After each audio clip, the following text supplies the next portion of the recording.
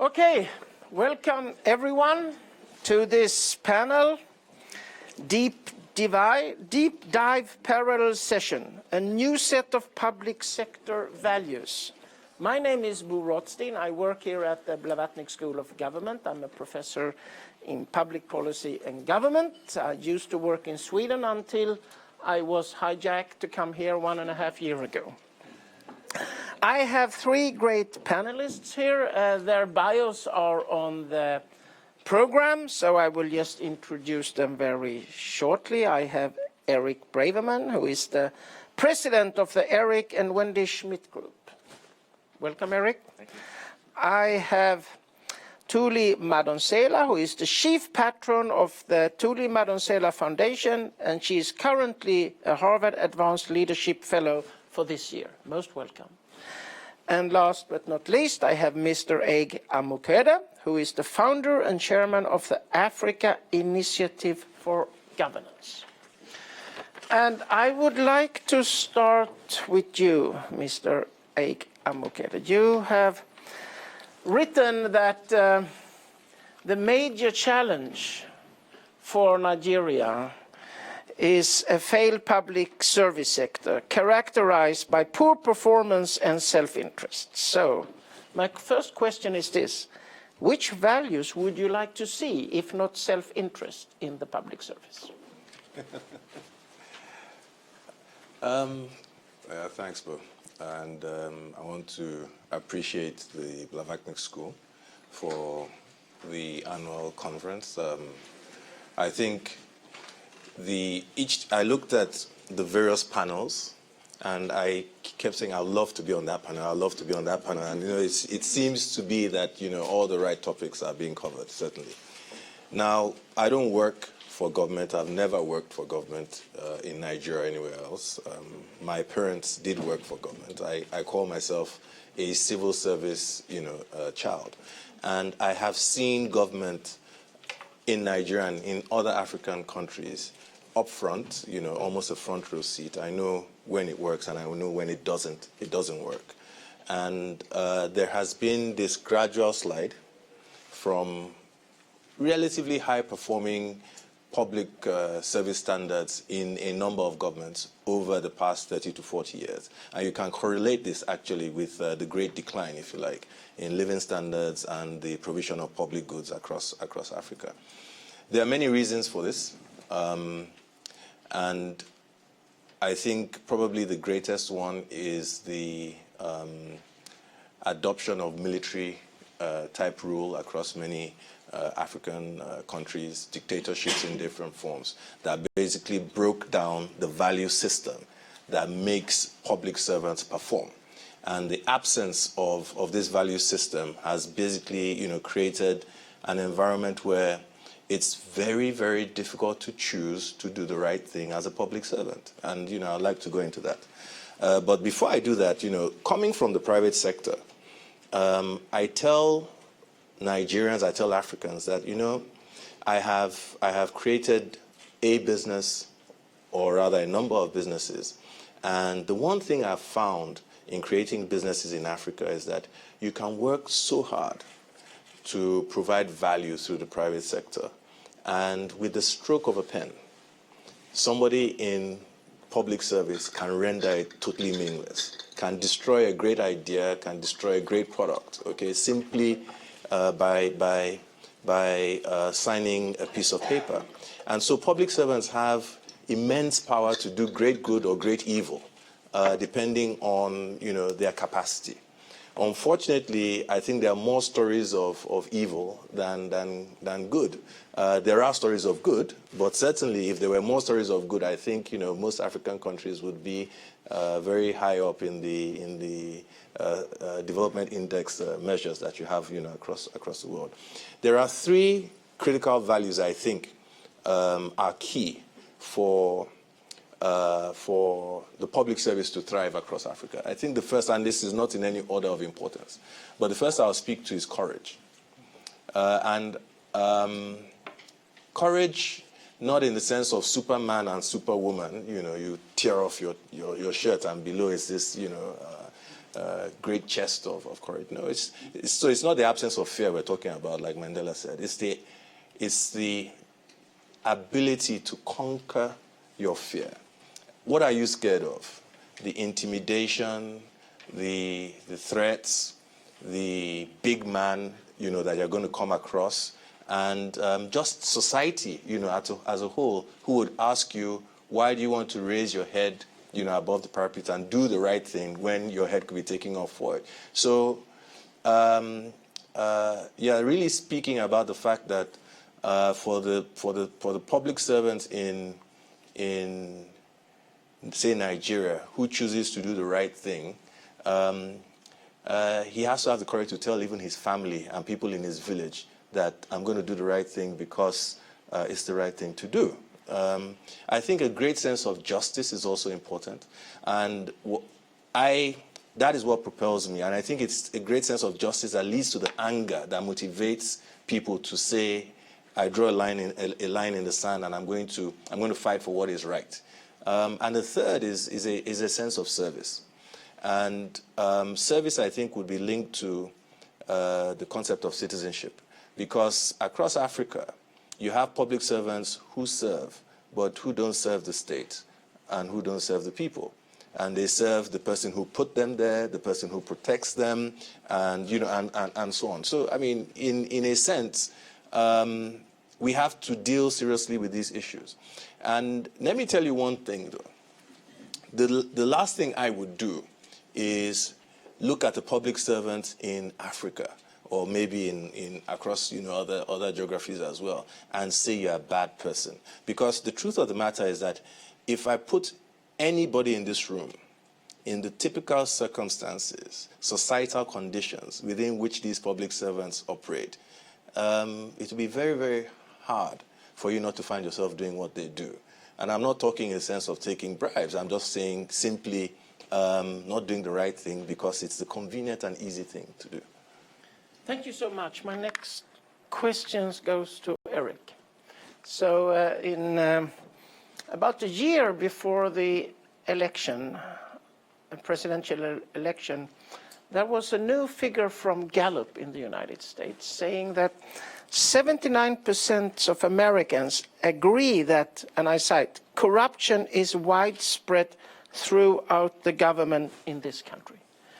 Now, this is a little puzzling because of the surveys that are done of real experience. Have you been asked to pay a bribe? And so it's just a fraction of this, is 4 or 5%. So how do you explain this puzzling figure that 79, 80% of Americans think that corruption is widespread in the United States? Thank you, and thank you also to the Blavatnik School for the invitation and to sit with these very esteemed panelists. Thank you. You know, it's a puzzling result, but one thing I think we can think about is that corruption can mean different things. It can mean paying a bribe, but it can also mean, is the system working for the people? And I think all around the world as we look, we see that people think the systems are not working for them. And there are a lot of reasons for them to be right. You know, the question for me when we talk about public values is not only about corruption and not only about what we don't want. It's also, as we started to hear, it's also about, you know, what we do want. And I think there are a couple just important things to keep in mind, which I'll say, recognizing that every country is different. First is that there actually is a starting point for most countries around the world that write down their values, and societies are telling us we're not living up to them. Second thing is that all of the paths, regardless of what political ideology you have on the right or the left, and I believe we should respect all of them, you know, all of the paths require us not only to engage people, but also to give people ways to act in defining and building their own societies. We've talked a lot about the first here at the conference, and I think we should talk more about the second. And there are lots of different ways we could do it, giving people ways to participate in the work of governing, bringing business, as you described, philanthropy, where I come from, government, or individual citizens, ways that they can partner together to build those values. And also making government more responsive using the technologies we have. We can do so much with machine learning and otherwise to encourage better service to people. And so I think there are a lot of ways we can think about what those positive values would be. Thank you. And a question to you. So you have been very much engaged in how the public sector in South Africa should work. And I have a question that is also puzzling to us as researchers, and that is, would you say that the values that the public sector in a country like South Africa would be very special because of its history or culture, or are they basically the same, like in, for example, the Netherlands? Right. Well, thank you. Thank you for this opportunity, and congratulations to the school and the university for including a session on values, and because a lot of things rise and fall because of values, either because we don't have them stated or because they're stated but we don't comply with them. Are South African values different from other countries in so far as the public sector? Are South African values in the public service different from other countries? Yes and no. Okay. I noticed in the brief about the session, for example, that it said, do we need new values? And I pondered that and said, do we really need new values? Or do we just need to remember the old ones and reinforce them and leave them? If I look at a country like South Africa that moved from oppression, from a state that was opaque and served the interests of a few, the values, the emphasis in terms of values would be different from a country that has had a normal democracy for a long time, and you've chosen Holland, for example. In the South African Constitution, the foundational values, for example, include the achievement of equality. In other countries, they would have the value of equality, but in our case, we assumed that there was no equality, or there was some equality and we needed to achieve equality. Hence, we put the value of the achievement of equality as one of the foundational values. Another foundational value in Section 1 of the Constitution is human dignity. Because again, there had been a lot of violation of human dignity in the past, and the new society had to be based on the entrenchment of human dignity. Social justice broadly was also one of the things that were a problem in the past, which is about equality, about inequality, about poverty, about really an inclusive society. And it's a value that is stated in the preamble and is also reinforced in the Bill of Rights, in the foundational values, and in many other parts of the Constitution. But just lastly, I would have thought that to the extent that we are the same, I would say the foundational values of every democracy should be three, at least for the civil service. I think there should be competence, because if we're going to choose a few among us to run our affairs, they have to be the most competent among us. And that's required in any democracy. The second value that is required in every democracy is trustworthiness. The people that we're going to ask to look after our affairs when we're not going to be there should be trustworthy. It becomes even worse in the 21st century, where we're so distant from the state. The state is not just a little village. And the last one, which is a requirement in every democracy, is selflessness. Whether you're talking about a civil servant, or you're talking about the politicians, or you're talking about judges, you really do need people who are the most competent, who are the most selfless, and who are the most trustworthy to look after our affairs. Okay, then I have a question to all of you. During my academic career in this area, there have been two very strong but very opposing trends. The first has been, if the public sector would just work more like the private sector and have the values that are infused in the private sector, things would go well. So marketization, public public-private partnerships, charter systems, and so on. And the other, which is more recent, is that a number of international organizations, the OECD, for example, the European Union, the African Union, have pointed out, no, at least to some extent, the public sector should operate from a value base that is different from the private sector. Not self-interest, but public interest. Not rent-seeking, but impartiality. Not personal favors, but professional integrity. And I would like to hear your comments on this sort of big divide between should we operate more like in the private sector, or are there some specific values that are typical and that we need all over the world for the public sector? Okay. Yeah, please start. Ladies first. Well, Why not? my answer would be the public sector should be different to the private sector in some respects, but the same. The value of integrity should be required from the private sector. And where we are, because we tolerate integrity, we tolerate lack of integrity in the private sector a little bit more than we tolerate it if it's in the public sector. If a scandal breaks of somebody who has been stealing from the poor by fixing the bread prices, we don't get as much outrage as if the president stole some or had some money taken from the public purse to improve his house. By the end of the day, both acts impact on the poor, and both acts breed lack of trust, whether lack of trust in fellow humans or lack of trust in the system. To that extent, integrity is required in all of them.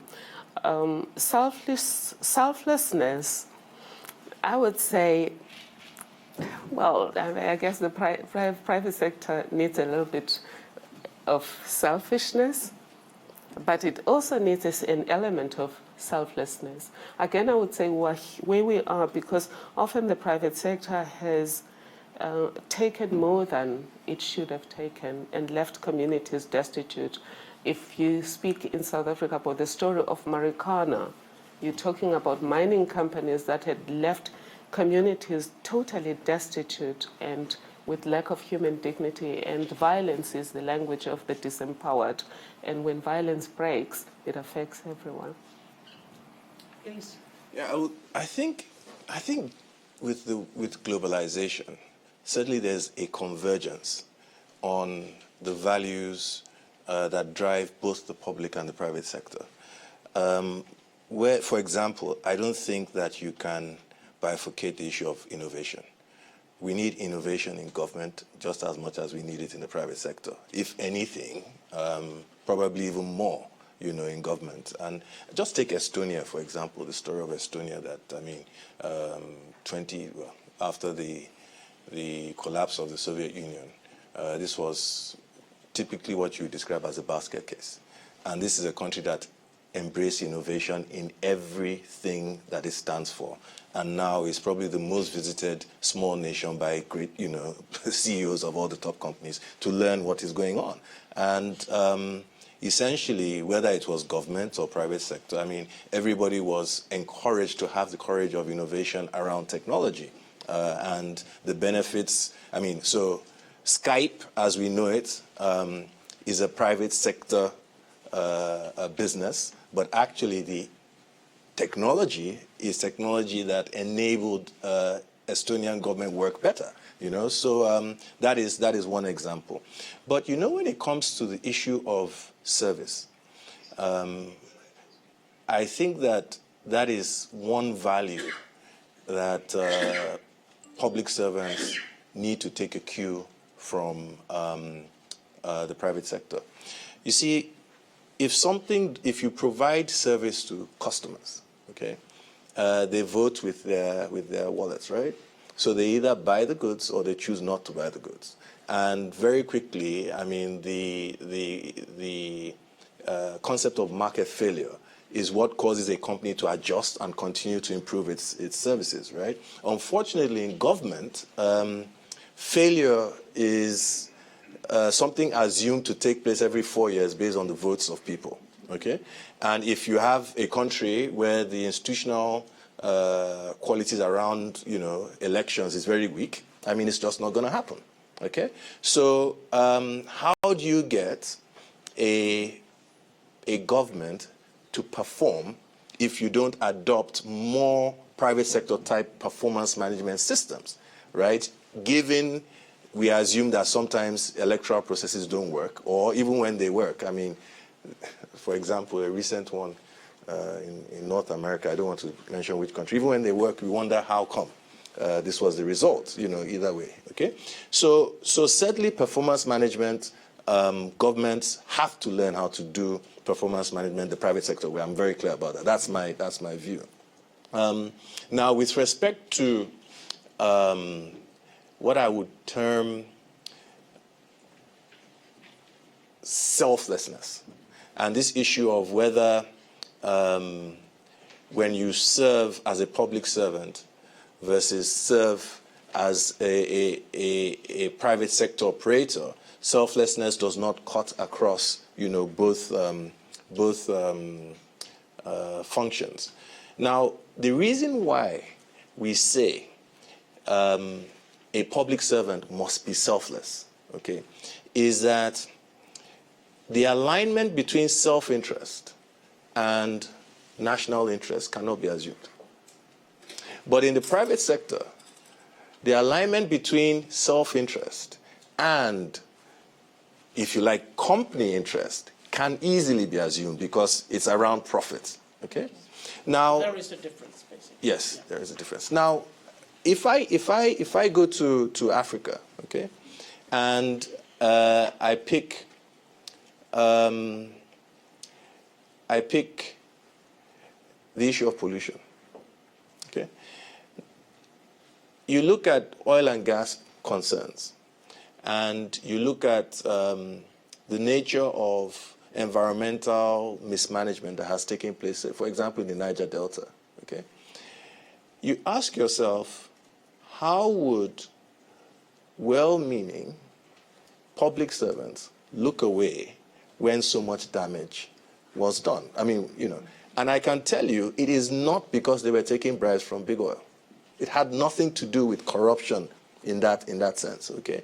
And it simply came from the fact that here I am maybe in Abuja or I'm in Lagos, and I'm very far removed from where this problem is, and I don't have a connection to it. Selflessness requires a very high level of enlightenment to operate, okay?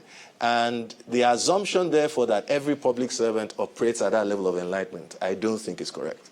And it will come, therefore, I'll segue into the necessary condition of competence in a public servant. Beyond the skills to do the job, I think that there are some universal things that have to be addressed, one of which is enlightenment, particularly in this world that we live in today. Eric, on this issue, are there special values for the public sector? Well, the OECD actually did a survey of values in the public sector nearly 20 years ago. And you might think that the first things they found were that the most common values were selflessness or justice or courage or equality, or many things that we've talked about over the last couple of days. But what they found was that the top values were none of those things. They were impartiality, legality, and integrity. And we also know, if you look around the world, that people don't think that in government we are doing those things. I mean, we heard about the Edelman Trust Barometer from 2017 just yesterday, and what it says is that trust in government is lower than trust in the media, trust in business, trust in NGOs. It's 40 points lower than business in developing countries, 25 points in developed. So whatever the values are, it isn't necessarily working. But here's the thing. Government is not a business, and government, business, philanthropy, individuals need to work together in the work of defining public values if you think about what's required now. And that means that some common agreement on norms would be very helpful. Let me give you an example. So if you think about what are the types of things that are likely to give people opportunity in the modern world, you'd probably say there are at least a few things. First is we have to advance the best ideas in the world. And those ideas are going to come through pipelines, through government, but also through the private sector and through nonprofits. We would say that we have to invest in people, that we have to develop interdisciplinary partnerships, that we have to create platforms that allow people to share information and ideas. And sometimes the markets do that very well, and sometimes they don't. Sometimes government does it very well, and sometimes it doesn't. So even if the sectors may be inherently different, that there are always going to be some differences between government and business and philanthropy, nevertheless, the work they have to do in many ways is common, and that requires coming to some sense of common agreement and norm. And I'd suggest that we start with this idea of engagement and action. Yeah, I can report we have a new research project here at the school in public integrity. One thing I've done is to check many countries. I think we now are up to 45. They have ethical codes for the civil service, and we have analyzed them from, I think now, 5 continents. Also the Arab world and so. And we find that they are quite similar. And as you say, the most common word in these codes is impartiality. It's actually very interesting. One more question. We have in this research business about integrity and corruption and quality of government an interesting discussion among researchers. And this is the measures we have, they are not perfect, but shows that some countries the quality of government is much lower than in other countries, corruption and nepotism and so. And some of my colleagues, they will say corruption in some countries and similar problems is ingrained in the culture. But this flies in the face of a number of surveys, the Afrobarometer, the World Values Survey, and also ethnographic work that I have been engaged in, showing that people in pretty hopelessly corrupt countries do not internalize corruption as morally okay.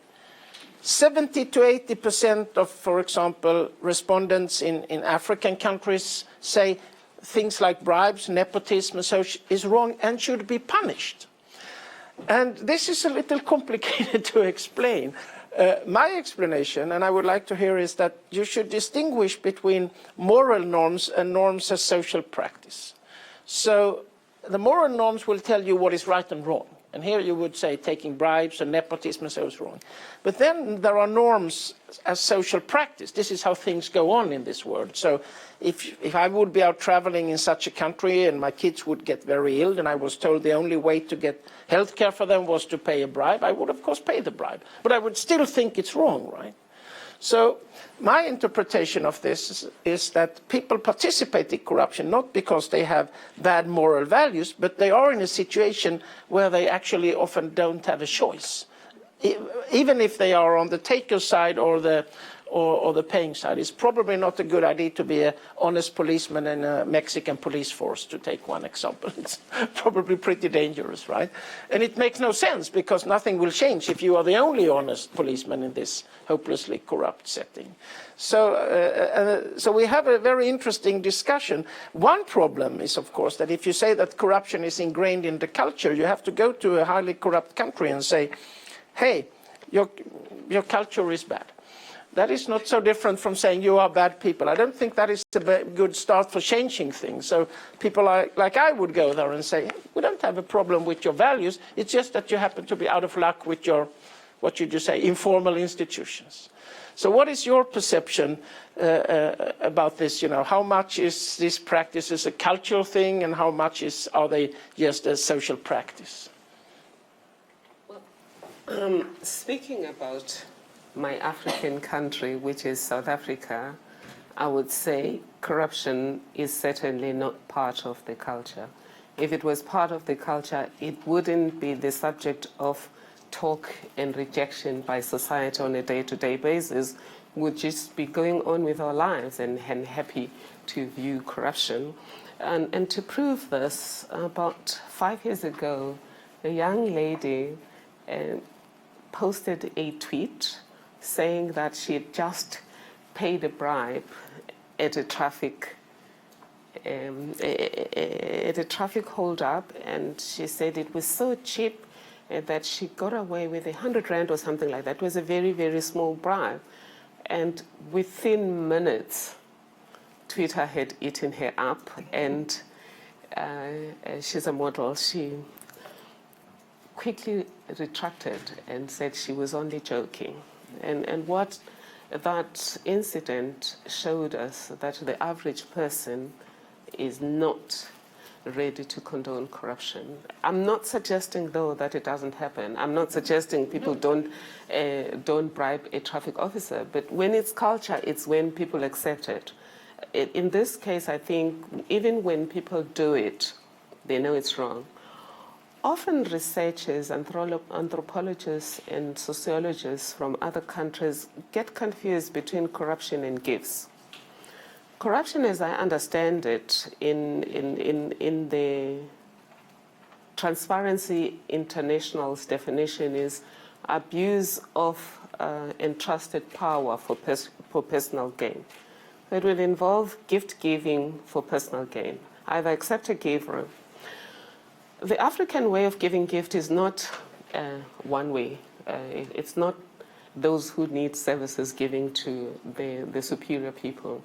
The average person exchange gifts. In fact, any visitor is always given a gift, and any relationship involves exchange of gifts, and they are gifts of no financial value, of very, very, very informal financial value. But I don't know what the studies are saying. From where I'm sitting, it's not a cultural thing. Corruption is an old problem. At biblical times, there was corruption.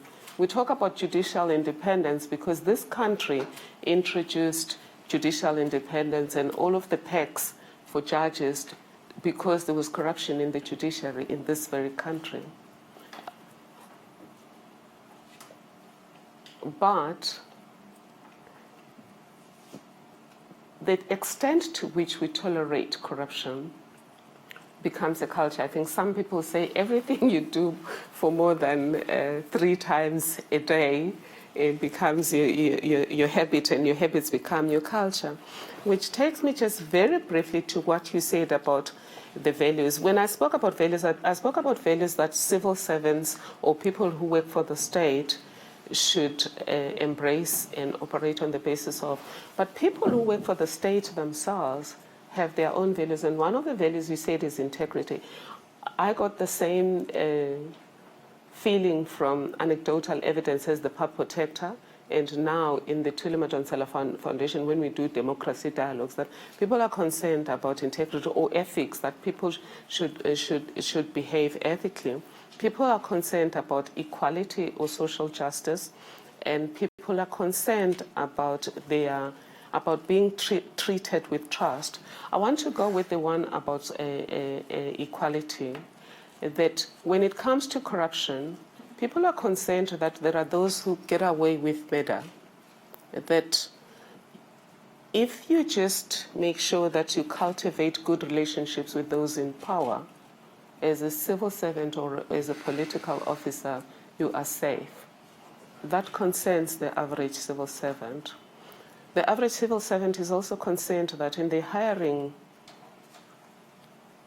into positions, critical positions that are difficult these days, some people go there, they cut the line, as our colleague Ali said. The question of equality concerns civil servants, that there are people who are cutting the line. And we can't blame it on affirmative action, because affirmative action proper does not involve cutting the line. It means that if Eric and I are equally competent and we've been evaluated as competent, I will then be given, I'll be favored on the basis that I'm a woman.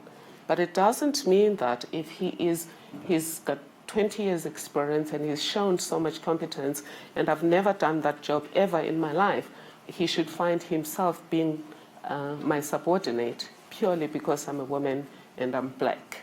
And that then concerns people. Thank you. Please. Good. I would like to maybe express my own understanding of corruption. And I look at it more as abuse of power, abuse of position, abuse of privilege. And actually, I could argue that there is as much corruption in the private sector as there is in the public sector, if you follow these definitions, these broad definitions. And,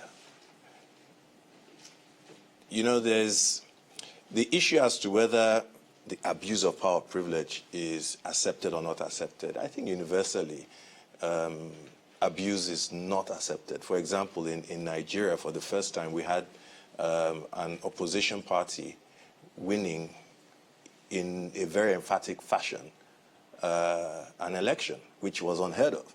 And the principal reason was that, I mean, the party in power at the time was painted as a very corrupt party, justly so. And people came out en masse and, you know, took them out of office in Nigeria. Nonetheless, you see, where national integration is particularly in post-conflict type of environments, and conflict does not necessarily mean war. Okay, I would just take conflict to mean even the type of apartheid system that existed in South Africa, or coups and things like that. It is very easy for you to be more tolerant of abuse than in societies that have not had this type of traumatic effect. There's this story of a child who is caught with a pencil that belongs to another child in class, one of his classmates, and you know is reported to the parent, you know, to his father, as you know, African type of story, and the father says, "Why would you steal from your classmates?" You know, and punishes him and so on. Look, I mean, I could have brought 12 pencils from the office and given you, you know. So now the issue of, and now this could happen, you know, this could happen anywhere. Now this issue of integration and to whom do you feel this emotional connection by which you then determine what is abuse and when is there no abuse is something that we should really look at.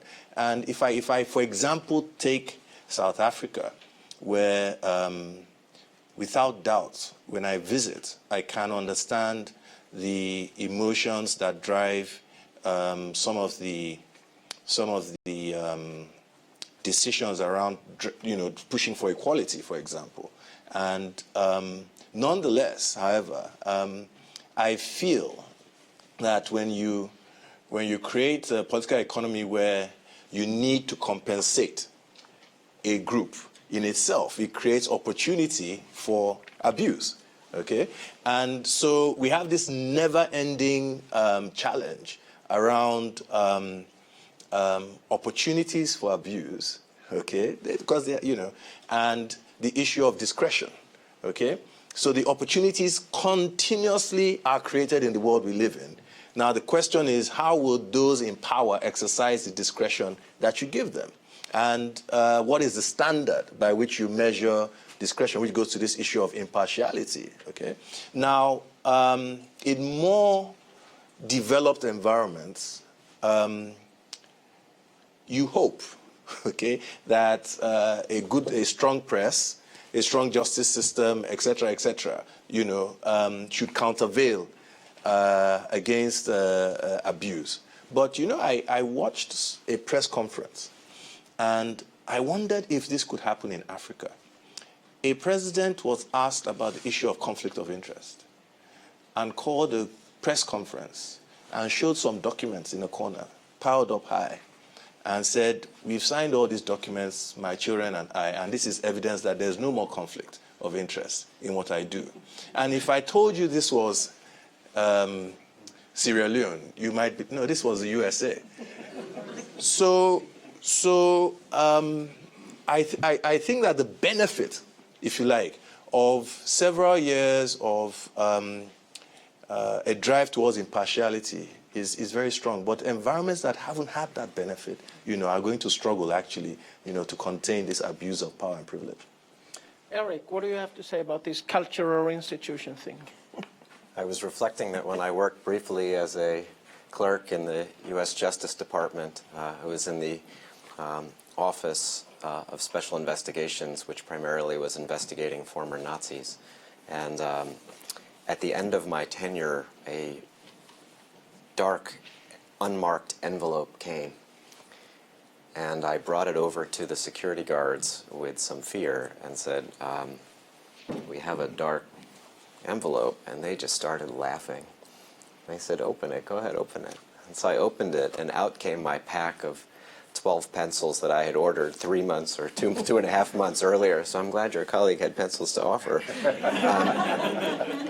I think we can confuse corruption and incompetence sometimes. But I think, you know, look, I believe that opportunity is not distributed equally block by block, neighborhood by neighborhood, city by city, country by country. But I do believe that talent and good intentions are. You know, when I worked in Haiti after the awful earthquake in 2010, there were so many people that came forward and said, you know, the public sector, many people were wiped out because of the collapse of buildings. And we know we could make more money working in the private or, frankly, the informal sector after the earthquake. But we want to rebuild our country, and that doesn't help us individually, but it helps for something bigger. And so I believe all around the world we see good intentions. You know, one thing I would just say is that technology can help. In a world where people are walking around with phones and have access and connectivity they haven't had before, you know, certainly technology can cut in multiple ways in a society, but for this, technology can help. There are interesting experiments. If you look, there was some work done in Indonesia to allow pictures taken by individual citizens to get beamed directly into the discussions that the president would be having with cabinet ministers to verify whether certain work had been done. You know, there are ways we can use the tools we have to give people more of a voice. And I think that's really what's required, is that when people, you know, whether they have those moral norms or not, if they don't act, sometimes it's because people want to know their voice will be heard and they don't know how. But we can help with that. And I think that's really the future. Thank you. I think we should open up for questions from the floor, please. Behind Kartik, you. Introduce yourself, please. There is a microphone coming up. We take 2 or 3 questions. And no long statements, questions. Well, thank you very much. My name is Edson Kondo from Brazil, from the Getúlio Vargas Foundation. And I wanted to ask a question, Professor Ball, about the Mexican policeman, a sole Mexican policeman who is in a corrupt system. You said there's no hope, because I believe it has to have hope.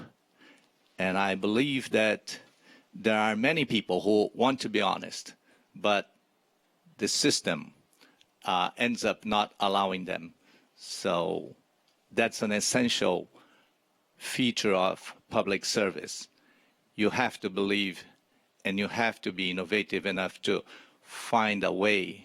And I think, as in the system dynamics theory, we can always find a higher level of coherence if we have the right principles. So I just wanted to share that and listen to what is your opinion. If you More questions, please. I have a loud voice.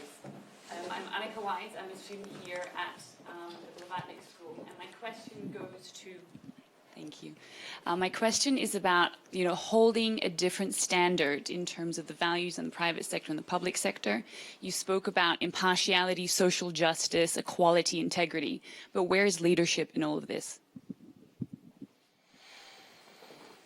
Please, another student. I give preferential treatment to students. I hope you don't mind. What a privilege. Hi, my name is Aida. I'm an MPP student. And my question is how to preserve the values you were talking about from politicization at institutions, in particular when government changes after elections and stuff like that. And it's twofold, because on one hand, it's public servants wanting to stay, having integrity, and on the other hand, those leaving, trying to disrupt the government and, I don't know, repay them for having to leave their job. And I assume you know what I mean. Yeah, the gentleman beside, please. My name is Maximilian. I'm a medical student and a prospective student for the MPP next year. My question is about education, because I've heard very little about education so far. What do you think does education play a role in acquiring a clear set of values in our everyday life? And my second question related a bit to that is, should governments not look also when they are recruiting people more at mindset and also a clear set of values, which is often neglected, I think, during recruiting processes? Please, who wants to start? Thuli? Thank you. You don't have to answer all the questions, Right, but take one. Maybe I will start with that question asked by Maximilian. The role of education. When we started the foundation, the Madonsela Foundation, we really thought that our contribution could be through education, training, dialogue and training, advocacy and training. People thought that as a lawyer, the best way to contribute to society would be to litigate. And I thought I could litigate when necessary, but the most important part is education. Let's think back to Greek society at the height of Greek civilization. Every child was educated around the values that underpin society. Today we train our children, or we take them through school primarily to be able to be technically functional, but to be functional human beings in terms of how they relate to other human beings and how they become an asset to society, not takers, but they give more than they take, is not fully part of the system. I know in South Africa they've got something called life skills, but it takes a very small portion of teaching, and also it is undervalued. When you go to university, nobody wants to know what you scored in life skills, even if you got 100% in life skills, because nobody cares what kind of human being you are, Maximilian. And I think you're right. It would be interesting if we were actually, when we're employing people, we wanted to know what they scored in life skills. Because being able to function among human beings and being trustworthy among those values is extremely important. I think the second question that maybe I may want to contribute to is the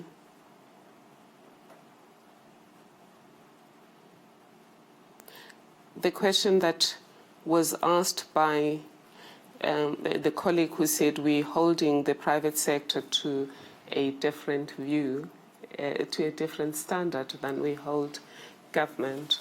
I did say to a certain extent would relax the views from the private sector, but I also mentioned that part of the reason we have a dysfunctional world is because we have allowed the private sector to be sometimes selfish. Not everyone in the private sector is selfish. The UN Global Compact is coming with a different view on how the private sector should behave.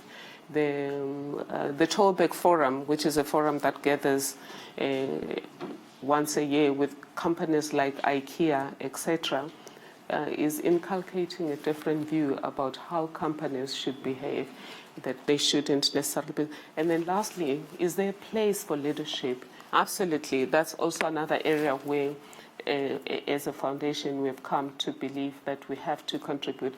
But all of these came from my role as a public protector. What I picked up was the average person wants to live in a society that is fair. The average person wants to live in a society where they would be rewarded properly for their contribution to society. I also learned, though, that the millennials want more than that. And somebody yesterday mentioned that the millennials tend to be have an entitlement attitude.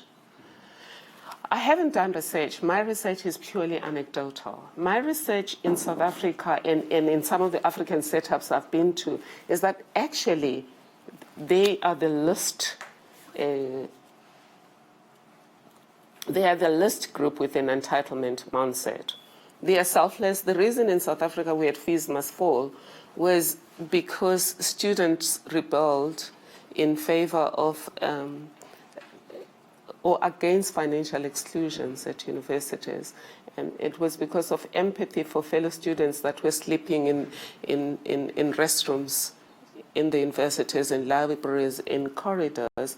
And most of the students that marched, if you can look at the video material, are rich or middle-class students. At the forefront of the Fees Must Fall March was students. What does it mean, though? It means if we're bringing these young people into government, and we have said that we have values of human dignity, we have values of selflessness, we have values of social justice, they want to see us grown-ups living the values. And which takes me to, how do we teach values? For me, I have found that what gets resonance is not teaching new values. As public protector, I never told government about new values. I always went back to the Constitution. At first, they would, dance around it, but later there will be the same people making speeching using the same values. But just going back to the values in the Constitution and in the policies that government has passed itself. Thank you. Please. Thank you. Anika, you asked where is leadership, and I agree that's the key question, and that is what I have pretty much dedicated my life in many regards to in Africa. There's this, and I've searched for who said it, but I like it. There's this quote that comes out of the West, like the trees of liberty are watered by the blood of martyrs. And, by the way, despots. But it speaks to a world where you have had successive, continuous pipeline of great leaders. And I'm not saying everybody has been good, but you have had a pipeline of great leaders emerging from competitive processes in many regards that could be democratic or close to democratic, okay? And you take that for granted in the West. The story in Africa is Mandela, and we all bow to this great man. And right now, I'm not sure we'll be bowing to his second removed successor.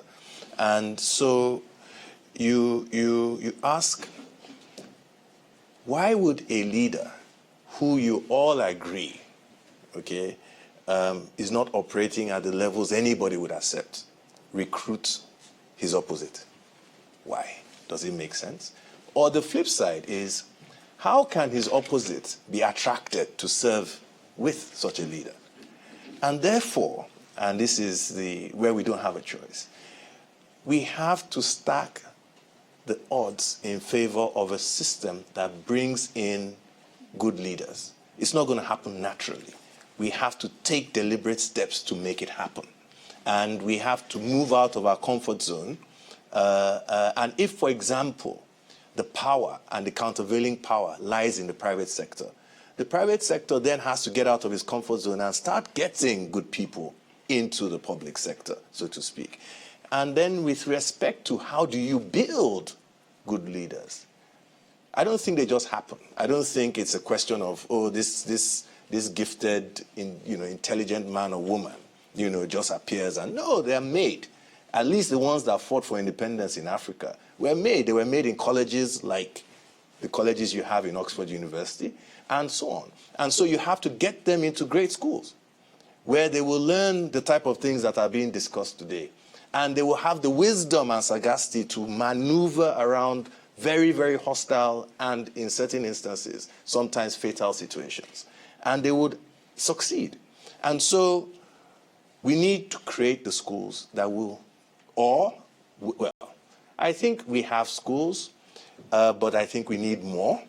It's not easy for African students to fly to Oxford or other universities and be finished. It's expensive. The exchange rates are not good, and so on. So we need to scale up the type of BSG opportunities, the Blavatnik School opportunities that exist, to to produce a pipeline of great leaders that will serve their countries. Eric, you want to answer any of this? Sure. You know, education continues throughout your life, and adults learn by doing. They learn differently than children. And so that's why I think it's so important as we think about values for the public sector, but frankly for society. That's why I think it's so important for people to do things together. You know, what if we had a world where it was easier for people to serve together, whether it's across communities or in national service or in global service? You know, what if we had more participation in things like budgeting, as we've seen through many experiments around the world?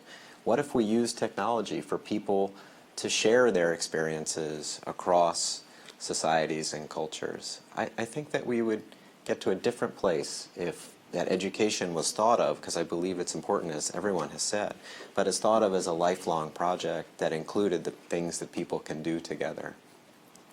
You know, and on leadership, I hope that part of the answer, not all of the answer, but I hope that part of the answer is here in this room with the students that ask questions and people that are watching online, because, you know, what's I think really unique about this program is the idea that it brings people from many cultures together, and also that it brings people that don't necessarily agree politically.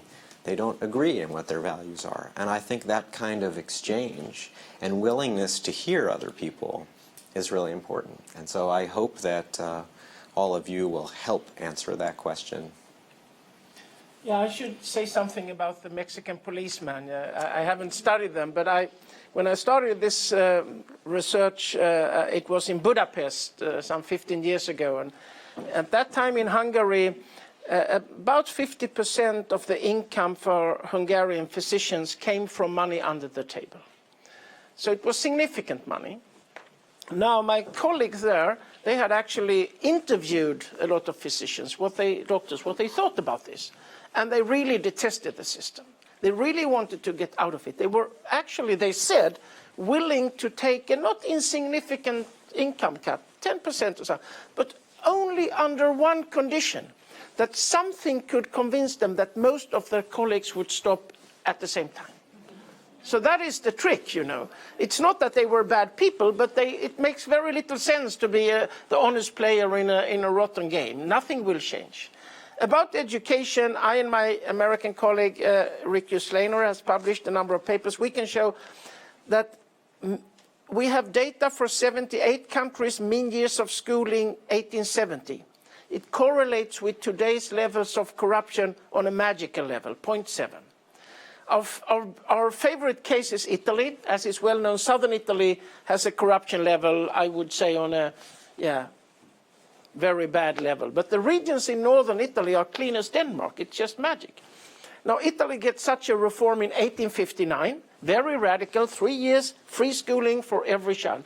It's implemented to the letter in the northern regions, nothing in the south. And we see the effects 150 years later. It's just fantastic. About leadership, it can be summarized in one sentence. The German proverb is correct. Der Fisch stinkt from Kopfher. The fish rots from head down. That is what the evidence shows. It's extremely important, of course. Yeah. We have time for a small round of more questions, please. I've got a question for Eric. I was speaking to Professor Ollie Blake, so I'm an MPP candidate here, student. I was speaking to Professor Fung yesterday about how we get the best people in society with the most competence, with the right values into politics, because we're not seeing that around the world today.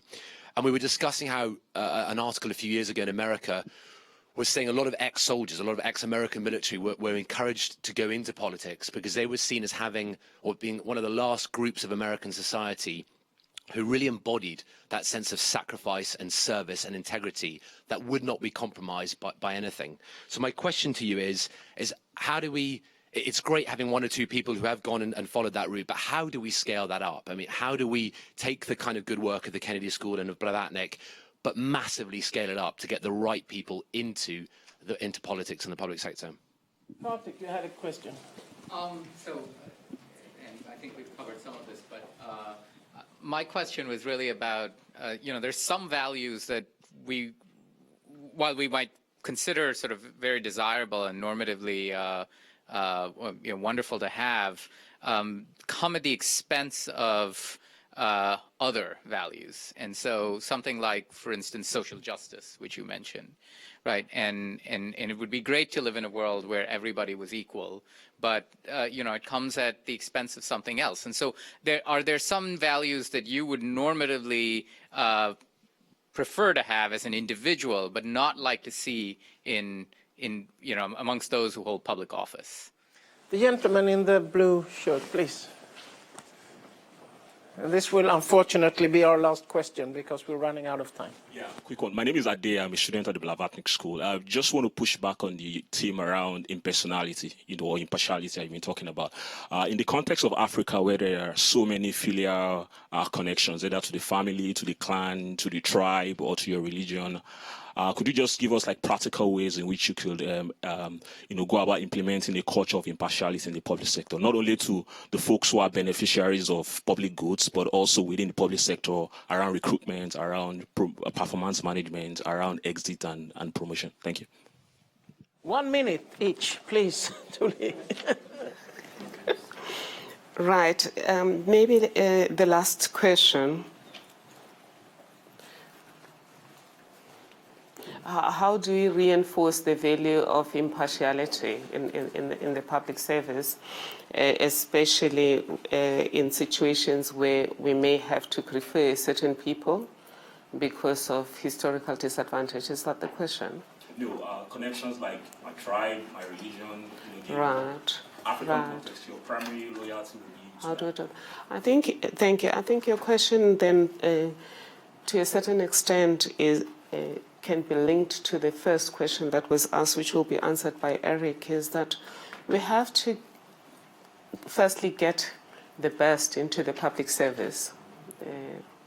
The best would not be just the most competent.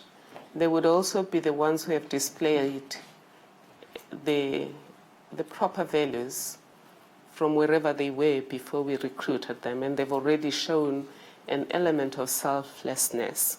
In one of our democracy dialogues, which we organize as Demologues under the Tuma Foundation, I discussed with young people selection of leaders for public office and said, if you're going to pick up a person because they have been supporting their own community and doing things, stealing things from government to support their community, or you're picking up a person because they fight a lot, they know how to question authority, you must know that when they now have power, they will do what they used to do before you elected them. Therefore, if you want people in power, you've got to decide what you want these people. If you want people, for example, who believe that justice is beyond just us, then make sure that you appoint people who believe in justice and not just us. And lastly, also, just related to that, the training in ethics. I don't believe it can only be Oxford, Harvard, Wits, and Stellenbosch, of course, doing this. I think we can collaborate because a lot of these ethics training activities are taking place at community level, but let's find a way to connect the dots. Thank you. Please. Thank you. Karthik, you asked a question around, basically, I think, is almost how do you prioritize values? Is there a hierarchy, and are there trade-offs? I would obviously take a market-based resolution of this issue. I believe there will be trade-offs. And as they say, the cost of anything is what you give up, to get it. And at the end of the day, if we have a system whereby we can all determine collectively whether, we are prepared to give up something for another value which we assume is of a greater importance or magnitude, fine. I mean, then we live with it. Unfortunately, those choices are very difficult to make. For example, in the US, I understand that, I don't know if it's true, but I understand that bills are being passed without discussing them, even on a bipartisan basis. So it's very difficult to resolve these issues. With respect to scaling up education, which is critical to building the leadership that you need. The interesting thing is that and if I take examples like Nigeria, one of the costs of bad leadership is the erosion of educational systems, which sometimes were as good as you would find anywhere in the world. Okay, so in Nigeria we have a serious challenge where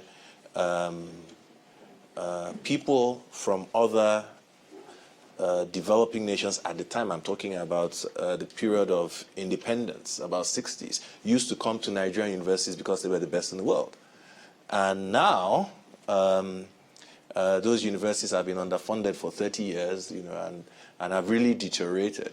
So how do we rebuild these educational systems and these investments or this infrastructure that is crumbling and decaying? Again, the issue of good leaders. But certainly, technology, I think, is the solution. Because using technology, you can massively deploy a number of the type of programs that you are exposed to here. I mean, maybe not necessarily at the same level of quality of learning, but I mean, sometimes even half knowledge is better than none. I mean, I would prefer to be the one-eyed king than the blind king, for example. And so I think that, and we are actually discussing with the BSG, at least for the Nigerian civil service, a series of programs. I think already there's this MOOC innovation that is coming out of Oxford, and see whether we can create a massive deployment of education, across, the Nigerian public service. Thank you. Eric, final words. Yes, well, I guess on to the question of how do we attract the best into the public sector. I guess the first thing I would say is that a lot of times we are. I mean, in my work with national governments, with municipal governments, I think about the many people that I've met that embody those same characteristics of sacrifice and service, whether first responders or teachers or people that were going the extra mile in healthcare. I think this happens every day, much more than we ever give credit to people for.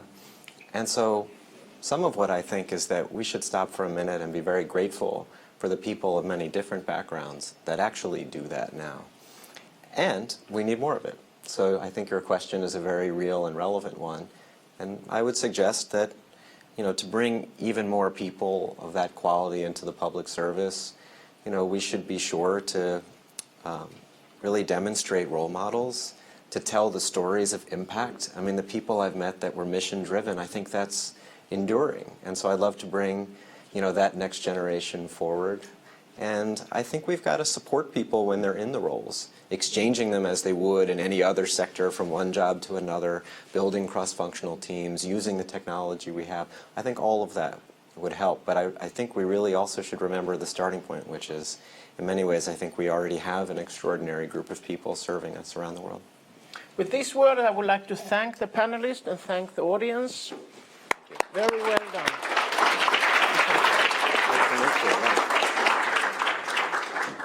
Thank you so much.